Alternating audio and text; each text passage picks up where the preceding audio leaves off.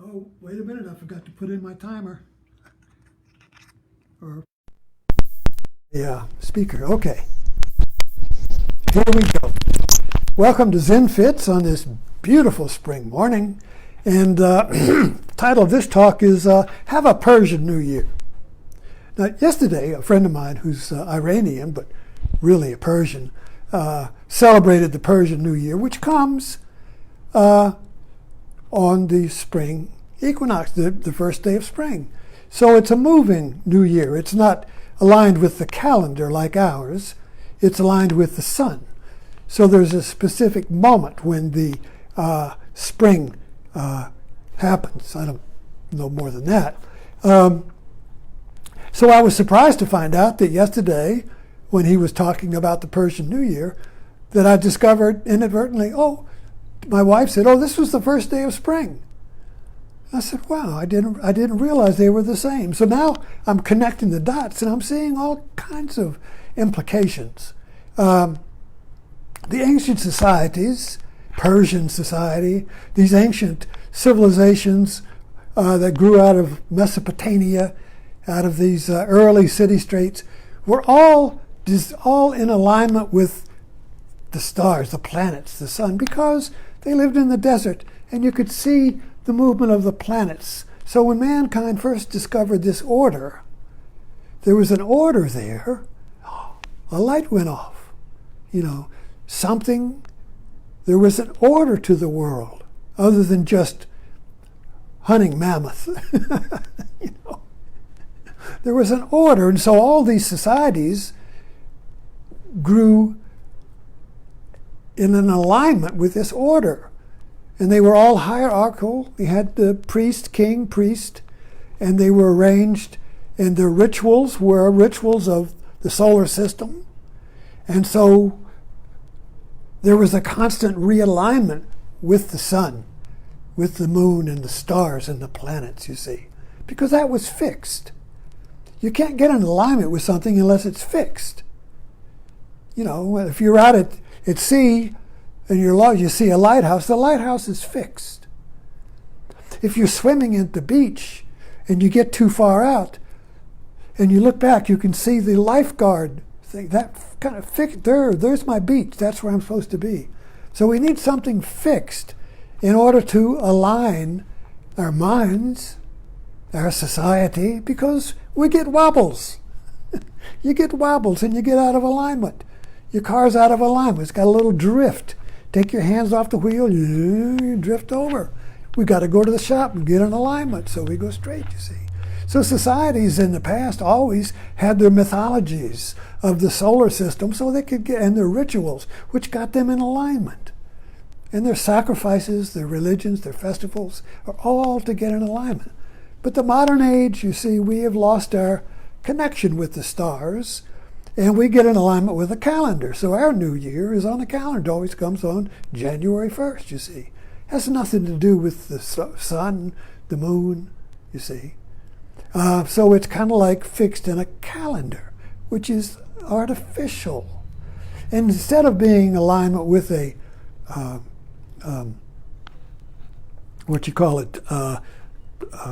clock, what was the first? Sundial. So the first watch was a sundial, but it was in alignment on the sun. So let's make it portable, we said. So we have a clock, you see. And so we have a watch. And so we have clocks in the house. And we have artificial light. We don't need the sun. We have artificial light. We have artificial time. We have an artificial New Year. So everything is alignment now within the culture. And the culture now is adrift because it's lost its alignment with the stars, with the sun, with that what is fixed, you see. So having lost our alignment with that which is fixed, we fix ourselves on things in culture.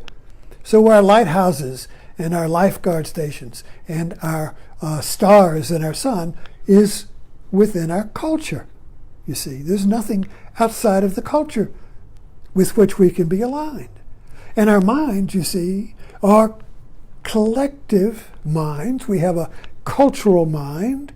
And if the culture is adrift, the minds in it are adrift too. Just like bubbles on a pond, The bubbles float with the current of the pond. So if the culture drifts, you see, the bubbles of the minds inside, you see, drift. And what's happening right now is we have two different alignments in our culture. One alignment is alignment on what we call science and evidence, and the other one is alignment on a cultural lighthouse,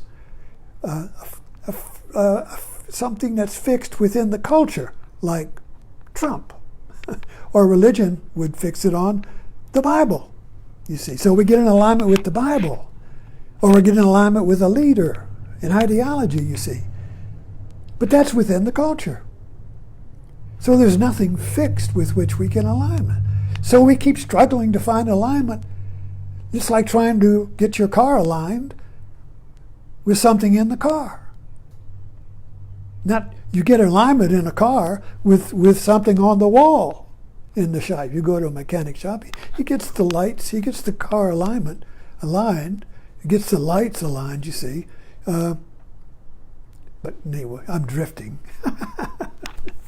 The point is that the Persian New Year is an alignment, is the ancient way of getting aligned with the cosmos. And modern culture is in alignment with its own interior cosmos. All of its stars are movie stars. All of its suns are leaders, you see. They're all within the culture. And so we drift and we drift. What is it that can bring us back in alignment? See, what is it that can get rid of the wobble? Is there anything? Is there such a thing called truth? Is there such a thing called truth that the heart knows where the mind is out of alignment? The heart restores alignment, you see? So we're all kind of like searching for that inner gyroscope, that inner truth, that inner alignment, because we can't trust the mind's alignment now.